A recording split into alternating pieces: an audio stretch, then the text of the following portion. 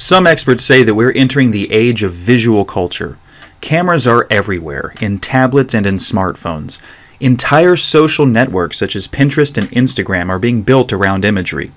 Customers can interact with images to create lists and collections of favorite product images. According to their studies, 67% of consumers say that they are more likely to contact a local business when the search engine results contain images.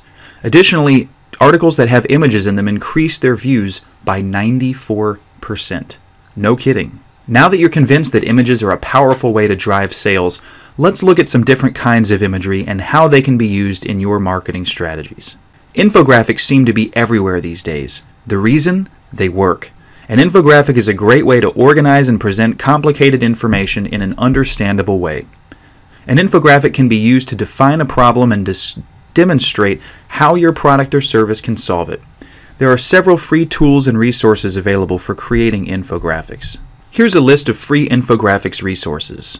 The first is easel.ly or Easily. This features customizable free templates that are easy to use to create infographics. The second one's called Visually. It can be used to create custom graphics. And there's also a large community of designers available for hire there. And lastly, Pictochart features a customizable editor that makes it easy to create infographics with just a few clicks. Charts and graphs are a great way to present live data in a visual format. Google Developers is one service that displays live data on your website in the form of charts or graphs, for example. You can use photography and graphics to enhance blog posts, articles, advertisements, and email blasts. There are several sources for free graphics and images. However, it's important to note that images are the property of their creators, and many images on the internet are protected by copyright. It's not a good idea to Google for random images and use them in advertising materials or blog posts because they might be copyrighted. Many photographers are getting savvy about protecting their images online. Copyrights for images fall into three main categories.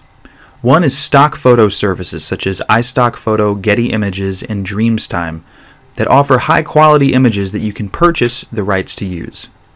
Two is called fair use. Under this type of copyright, the images are usually free or low cost, but limit the kinds of situations in which the image can be used.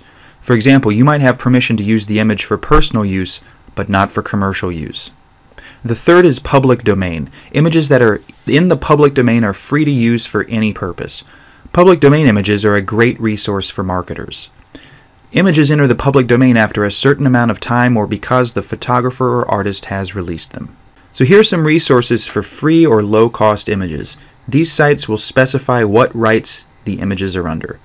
The first is Flickr Creative Commons Group. The second, Photo 8. The third, Morguefile. Look these up, take advantage of them, and lastly, you have the option of taking your own photos or creating your own graphics using free programs such as GIMP or Inkscape. Images can be used to stir emotions, communicate a message, and engage prospects. There are many ways to incorporate images into all of your marketing communications. You can create them yourself using free tools or look to several free or low-cost image resources for images that you have permission to use. We post new internet marketing videos like this one weekly. Hit the subscribe button below to make sure you don't miss a single one.